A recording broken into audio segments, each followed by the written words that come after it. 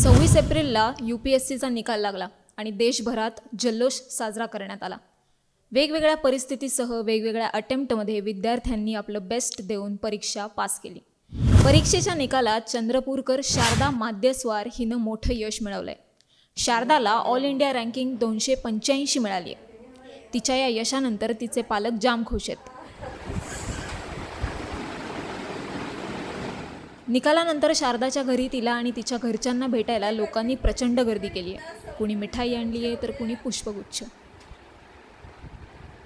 शारदाचे आई वडील अर्थातच अत्यंत समाधानी आणि आनंदी आहेत। शारदा हिने मॅट्रिक मायक्रॉनमधून केलेलं, त्याच्यामध्ये सुद्धा ती मेरिट होती 97%नी। त्याच्यानंतर 12वी झालं तिचं कार्मेल अकॅडमी, त्याच्यामध्ये ती 94% मिळालं तिला। त्याच्यानंतर ती सांगलीला गेली, सांगलीला बीटेक इलेक्ट्रिकल इंजिनिअरिंग केलं। त्याच्यानंतर ती तिथेसुद्धा 10 पॉइंटर म्हणजे युनिव्हर्सिटी टॉपरच आली। त्यानंतर तिच्या असं लक्षात आलं की याच्या व्यतिरिक्त पण आपण प्रशासकीय सेवेत जायला पाहिजे, म्हणून मग ती तिथून दिल्लीला गेली। पण कोरोनाच्या 2 वर्षाच्या काळामध्ये थोडासा अभ्यासामध्ये खंड पडला होता, त्याच्यामुळे मग ती परत आली आणि कोरोना संपल्यानंतर परत गेली तिथे गेल्यानंतर मग तिने कंटिन्युअस अभ्यास केला।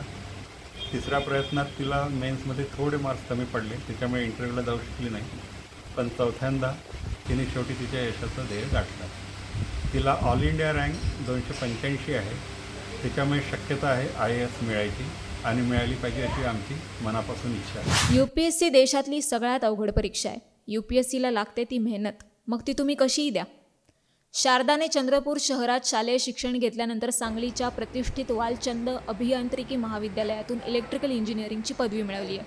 विद्यार्थी दशेत नेहमीच टॉपर राहिलेल्या शारदाने चौथ्या प्रयत्नात UPSC मेन्स परीक्षा क्लिअर केली आहे। होणाऱ्या IAS ऑफिसरबद्दल आपल्या मुलीच्या या यशाबद्दल बोलताना शारदाच्या आईचे डोळे पाणवतात।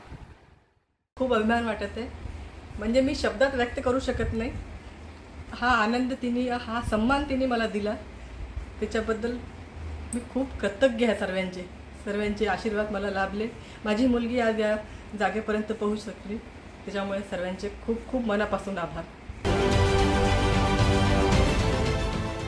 देश विदेशातील प्रत्येक घडामोडींचे लाईव्ह अपडेट मिळवण्यासाठी आता साम टीव्हीच्या सर्व सोशल मीडिया प्लॅटफॉर्मला लाईक, फॉलो आणि सबस्क्राईब करा।